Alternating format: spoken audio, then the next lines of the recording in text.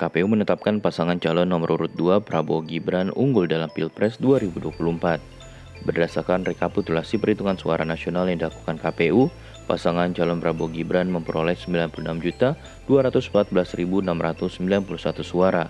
Lalu Anies Muhaimin meraih 40.971.906 suara dan Ganjar Mahfud meraih 27.040.878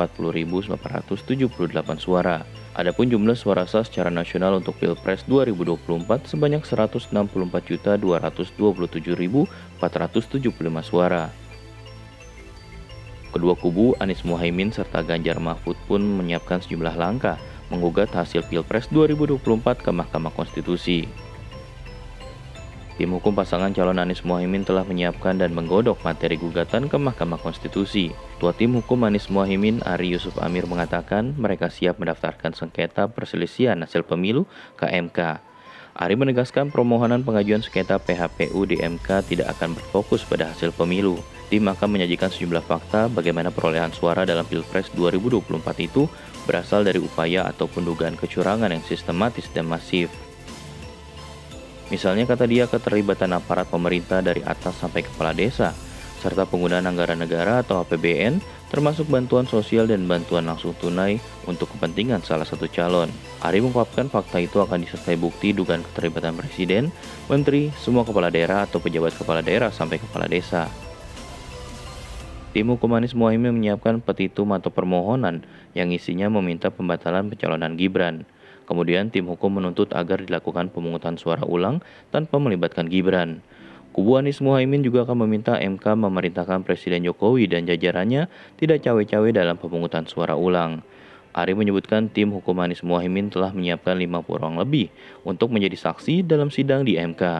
Para saksi tersebut berasal dari berbagai daerah, termasuk dari lingkup internal pemerintah. Dalam kesempatan terpisah, tim pemenangan nasional Ganjar Mahfud juga telah menyiapkan gugatan mereka ke MK. Deputi Hukum TPN Ganjar Mahfud, Todung Mulya Lubis, mengatakan telah menyiapkan bukti, saksi fakta, dan ahli untuk bersiap dalam gugatan ke MK. Ia berharap MK tidak membatasi gugatan sekedar pada jumlah perolehan suara KPU agar tidak menjadi apa yang ia sebut mahkamah kalkulator. Todung mengatakan hal krusial sebenarnya adalah ketika kekuasaan mengintervensi para pemilih melalui politisasi dana bansos, kriminalisasi terhadap kepala desa, dan intervensi dengan mendikte pemilih untuk mencoblos pasangan calon yang ditentukan.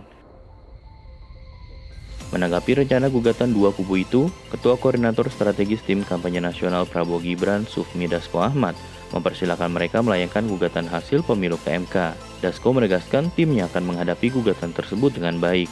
Dirinya enggan bereaksi atas tuduhan kecurangan yang disampaikan kubu pasangan calon nomor urut 1 dan 3. Dia mengatakan hasil pemilu sudah ditetapkan dan meminta pendukung tetap bersabar. Dihubungi secara terpisah, Ferry Amsari, pakar hukum tata negara dari Fakultas Hukum Universitas Andalas, mengatakan dua kubu pasangan calon bisa mengajukan gugatan dengan petitum, melanggar asas dan prinsip penyelenggaraan pemilu yang mempengaruhi hasil. Ferry menjelaskan, meski tim hukum masing-masing kubu mengatakan tidak terlalu berfokus pada angka rekapitulasi, angka perolehan suara tetap harus disampaikan dalam gugatan.